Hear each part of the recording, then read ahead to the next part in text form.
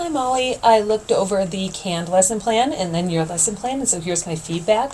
I love how you took some basic direct instruction here and then put yourself into it, right, and really thinking about your students. So let's go ahead and look at it. So well aligned with the standards, very nicely done, and I like your evidence outcomes, excuse me, your evidence outcomes are well chosen. I really like your objectives. I think they're very measurable. Kids will know exactly what it is you expect of them. Your formative assessment is good, and then leaving it to themselves for the summative piece, good.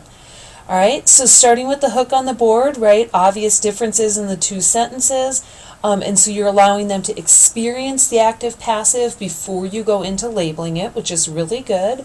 Give them something concrete, literally some physical action to hold on to, nice.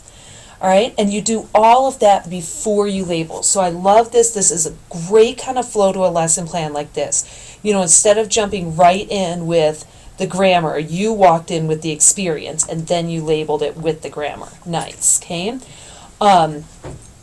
So I like how you have down the transformative steps too, so that as you ask the students not just to recognize the differences in the sentences, but how to actually use these differences in their writing, these steps are going to be very useful. Just a little note, be careful, right, this is content-wise, this is accurate, right? The direct object becomes the subject. Kids may balk just a little bit at direct object. Wait, that's a what? You may just have a tiny bit of review ready for them, like over in your differentiation side, if they forget what that is, okay? Great. So then you moved into the rationale of why we want to do this, so that we can understand different situations where we want an agent of action involved versus not having an agent of action.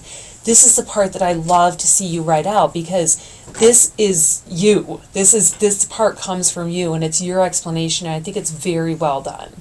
So again, you walk them through the steps and you model for them before you ask them to do it on their own. Perfect. I mean, lesson plan textbook. Very nicely done. I like the fact that you're giving some additional explanation down here, right?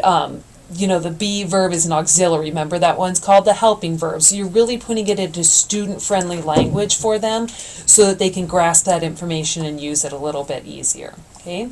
Verbal check for understanding before they move on to the whole class discussion and then their independent practice. Very nicely done. Very nicely done. I think that this is very thoroughly written lesson plan, and I like the fact that you picked up this one small piece of grammar, but you really made it your own, and you really showed everything, you know, you really showed your knowledge of everything that the kids need to be successful in this, and not just throwing it at them as an activity, but teaching them all of these pieces of scaffolding that they need to be successful. So beautiful job, really beautiful job.